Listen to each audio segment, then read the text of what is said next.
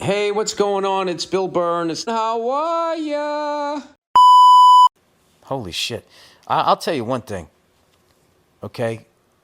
Everybody fucking talking about snowflakes this and snowflakes that. I'll tell you, the biggest example of fucking being a snowflake and soft is American jeans, with these elastic waistbands. So the number on your jean, whatever, 34, 32, you could actually be a 38 waist and you can still get into 34. They're not fucking helping it. I'm telling you, they're all in fucking cahoots with each other. Oh my God. I actually went out and I got like one of those tape measure things that people get when they're measuring you for a suit. And I put that fucking thing around my waist. It went up to 39 inches and I ran out of tape. I was like, what the fuck? Oh my God. I have 8 inches I gotta lose. I gotta get back down to a fucking 32, which I'm gonna do, but I've been eating fucking protein and that shit, so I'm not gonna go Dallas Buyers Club on you here. I'm gonna fucking Billy Peck's here. I'm trying, whatever. What the fuck ever, Anyway, who gives a shit? It's MotoGP season. It's fucking March Madness season. F1 is going. Fucking Marc Marquez is riding with the factory Ducati team. Lewis Hamilton is with Ferrari. He's going to try to fucking dethrone that other kid who keeps winning, who I always call is Sebastian Vettel. I always fuck up the names. I'm not a big F1 guy. Although, what's funny is I keep getting shit on my Instagram of Jackie Stewart telling stories. That guy has such amazing goddamn stories. That guy drove when people fucking died. People fucking died in that goddamn sport back when that guy drove. Jesus Christ.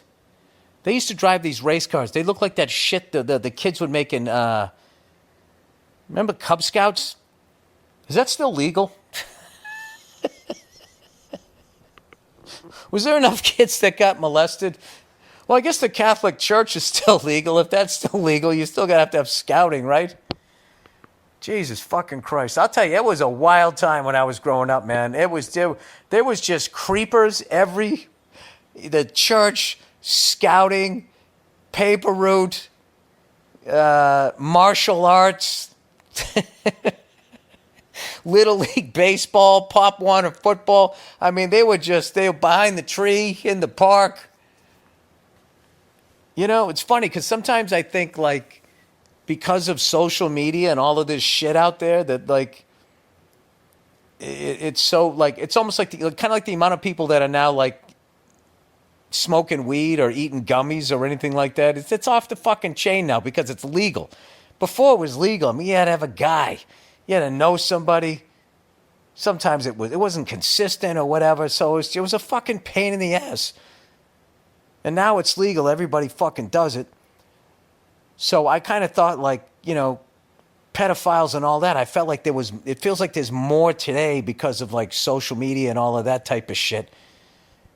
And I just think maybe it's easier to be a creep now. I don't know. I have no idea. But I still think there was the same amount. It's kind of like how people feel like, we're getting dumber.